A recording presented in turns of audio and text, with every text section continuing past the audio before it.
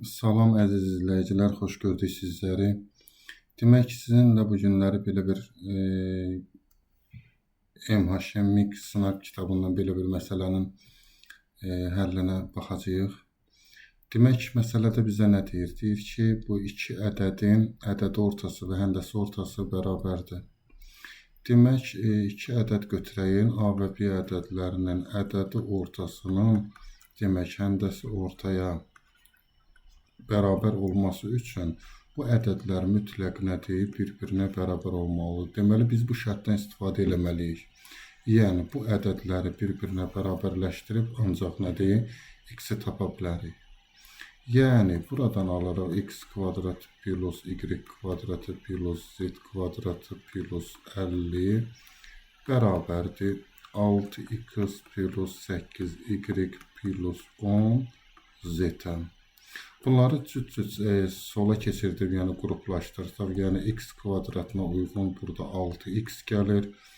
Burada tam kvadratı ayırmaq üçün plus 9 yazıram, plus. Demək, y kvadratına uyğun gələn 8y-dir, minus 8y, plus tam kvadrat düzəlməsi üçün burada 16 yazırıq. Plus burada yenə də z kvadratı minus 10 z, yenə də tam kvadrat yaranması üçün 25 əlavə edirik və bu da bərabər olacaq nədir? 0-a. Göründüyü kimi biz 50-ni parçalayıb bu formada bölüşdürdük.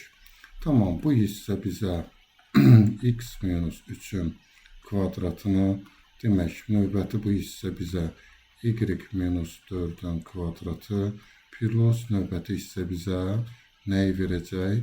Z minus 5'in kvadratı bərabərdə 0'ı verir.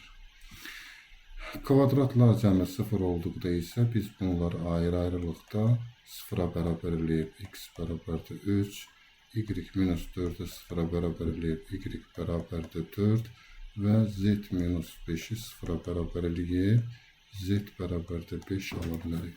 Və bizdən nəyi soruşur burada? X, y, z hasilini soruşur. Deməli, x, y, z hasili də 3 vuraq 4 vuraq 5, bu da bərabərdir 60 olacaq. Cavab olacaq C variantı. Videonu diqqətlə izlədiyiniz üçün hər birinizə təşəkkür edirəm.